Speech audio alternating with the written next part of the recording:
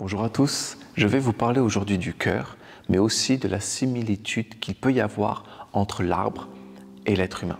Alors il faut partir du postulat, et beaucoup d'entre vous commencent à me connaître aujourd'hui, que tout ce qui existe dans le monde terrestre, dans le monde de la matière, existe également dans un monde subtil qui est lié à l'eau et dans un monde spirituel qui est lié à l'élément de l'air. Il ne peut rien exister uniquement et seulement dans le monde de la matière. Si ça existe dans le monde de la matière et dans le monde de la terre, c'est que ça existe également dans le monde de l'eau et dans le monde de l'air, dans les mondes subtils et dans les mondes spirituels. Pour moi, c'est une évidence.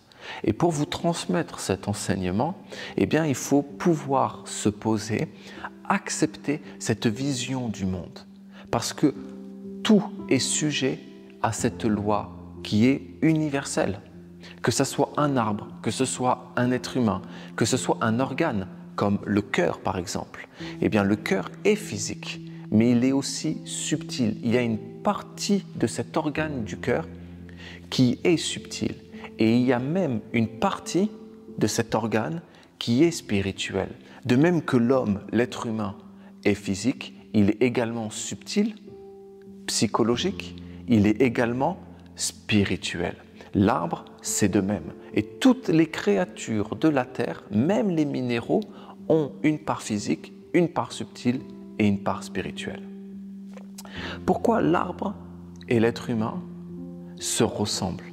Parce qu'il y a des processus qui sont universels et qui sont liés et reliés entre eux, entre la volonté, la pensée et le cœur. Ça, c'est comment un être humain fonctionne, spirituellement parlant. Mais l'arbre, il va fonctionner exactement de la même façon. C'est-à-dire qu'il y a des processus entre la pensée, la volonté, le cœur, qui se retrouvent également dans l'arbre et qui se retrouvent dans toutes les créatures de la terre. Mais là, je veux vraiment appuyer sur la ressemblance qu'il peut y avoir entre un arbre et un être humain.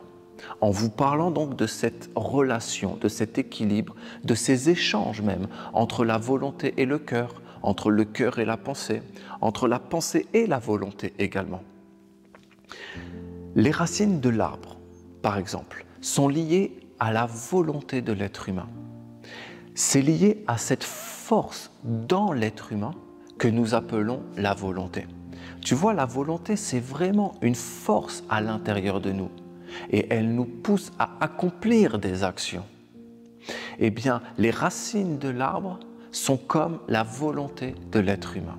Et ces racines, elles sont puissantes, elles sont grossières aussi en quelque sorte, mais au bout des racines, il y a la subtilité, il y a la délicatesse. Tu vois, cette racine, au départ, elle est assez grosse, assez grossière, et puis plus elle va s'enfouir dans les profondeurs de la terre, plus la racine va être fine, va être délicate. Elle va être même comme dans une sorte de douceur et de tendresse. Elle est tendre et elle va aller puiser des éléments, des nutriments qui sont très subtils aussi, qui sont très délicats. Eh bien, la volonté dans l'être humain, c'est exactement la même chose. Qu'est-ce que font les racines dans un arbre? Les racines dans un arbre, elles vont aller donc chercher des éléments qui sont propres à l'élément de la terre, qui sont propres à l'élément de la matière et de la physique, pour construire l'arbre, pour que l'arbre se développe et grandisse dans les meilleures conditions. Eh bien, la volonté de l'être humain, c'est exactement la même chose. La volonté de l'être humain ne nous pousse pas seulement à accomplir des actions, mais la volonté aussi nous apporte tous les nutriments et tous les éléments dont nous avons besoin pour nous développer, pour grandir, pour devenir de véritables êtres humains.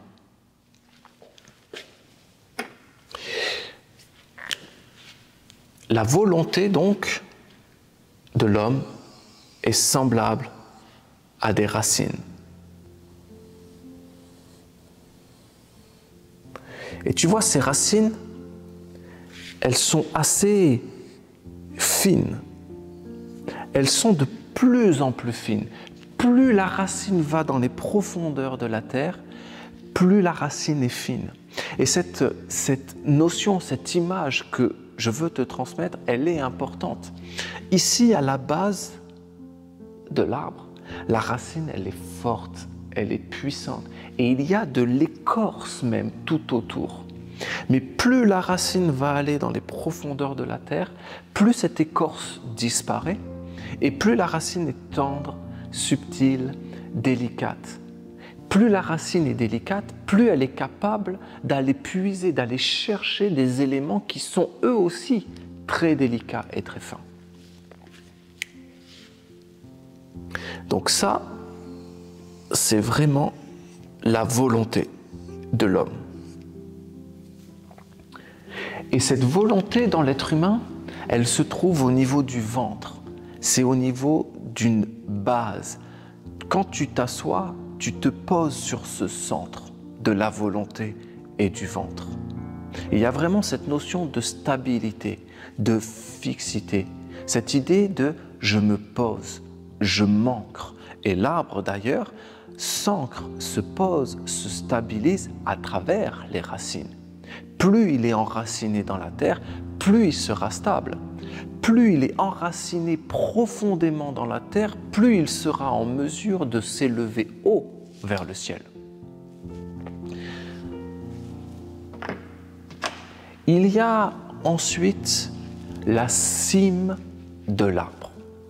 Et la cime de l'arbre, c'est comme des racines, mais ce sont des racines qui vont aller puiser non pas des éléments, des nutriments qui sont dans la terre et dans le monde de la matière, mais plutôt des éléments et des nutriments qui sont dans l'air et qui sont dans un monde spirituel.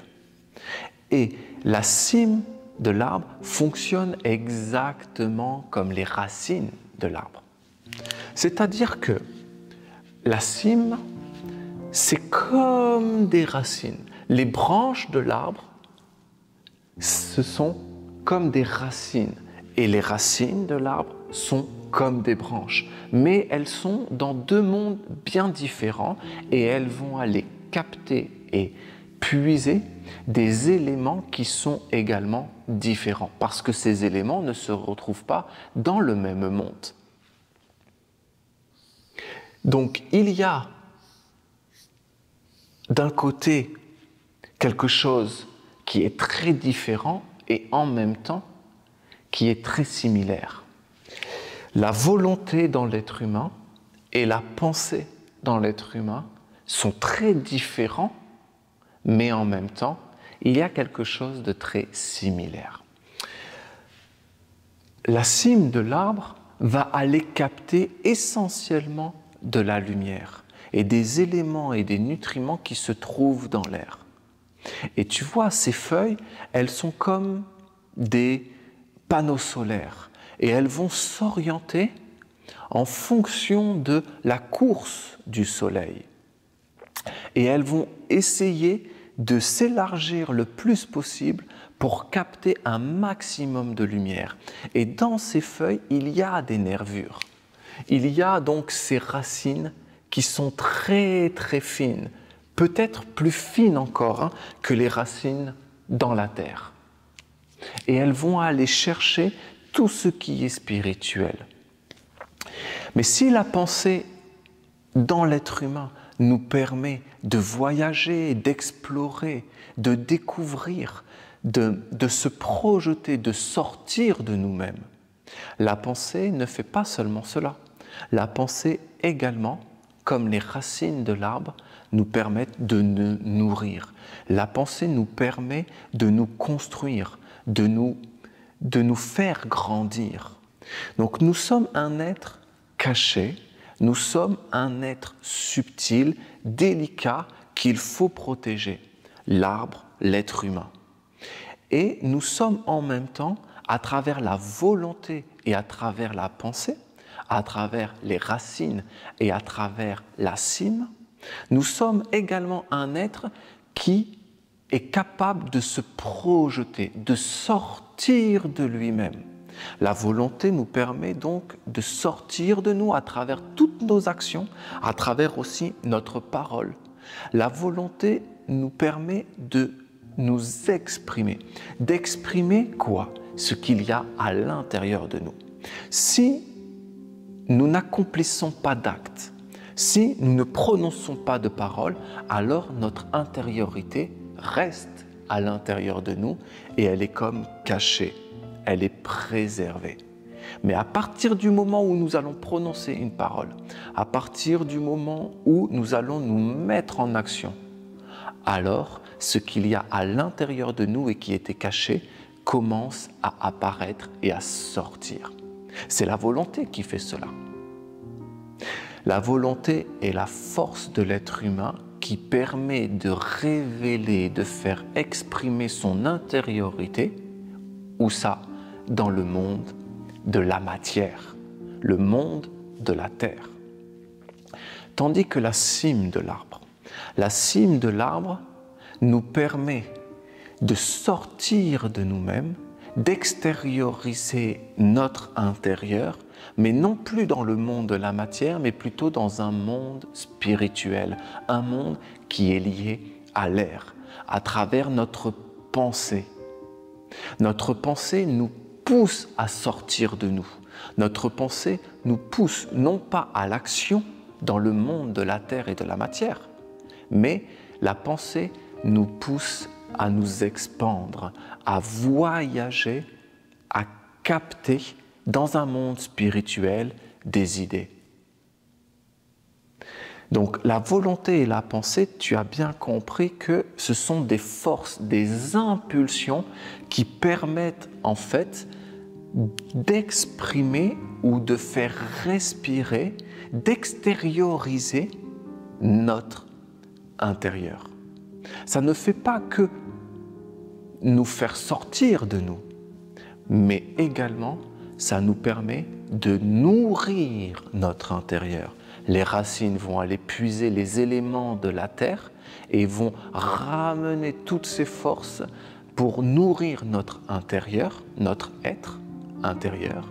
Et nos pensées vont faire la même chose. Elles vont aller capter la lumière, elles vont aller capter des nutriments et des éléments qui se trouvent dans l'air et dans les mondes spirituels et elles vont les ramener à l'intérieur de nous pour nourrir également notre intériorité. Tu vois la fonction double des racines et de la cime de l'arbre? Et donc cet intérieur, il est dans le tronc de l'arbre.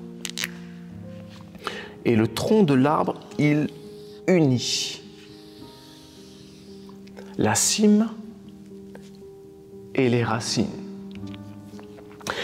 Le tronc amène la cohésion, la droiture, l'intégrité de l'être.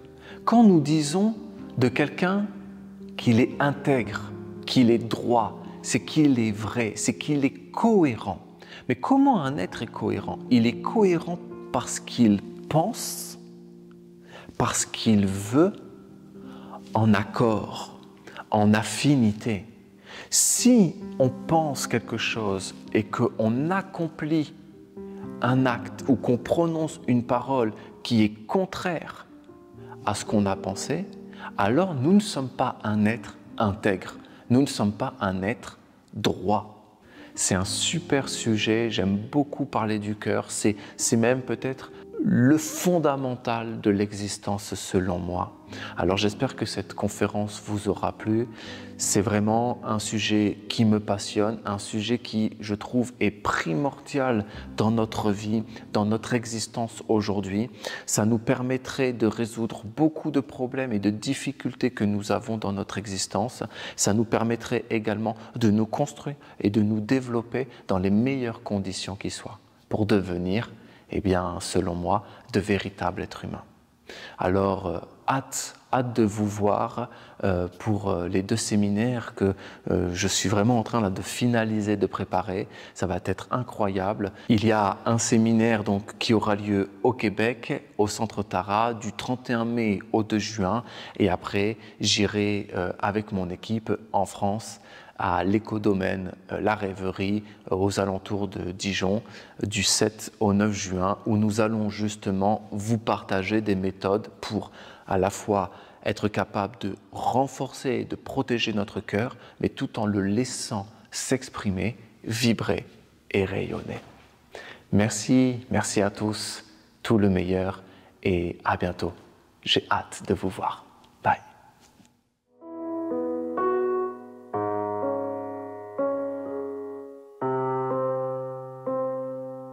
Par Saint Jean le caché, la lumière et l'enseignement qui cheminent